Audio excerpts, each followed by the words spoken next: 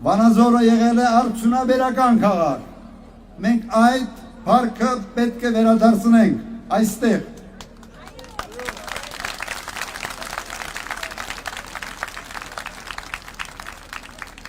Արդյունաբերական երկիրը նշանակում է լավ, բարձր մակարդակի կրթություն։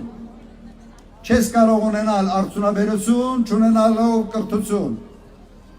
Ուրեմն այս բոլոր հարցերը ստանալու են իրենց լուծումը վստահ եղեք։ Եվ անցած անգամ ինձ մեկ հարցով դիմել էի, որպես տուրիստական բնությունը չքնաղ է այստեղ։ Տուրիզմի զարգացման համար ինձ դիմել են, որ կառուցվի ճոպանուղի այստեղ։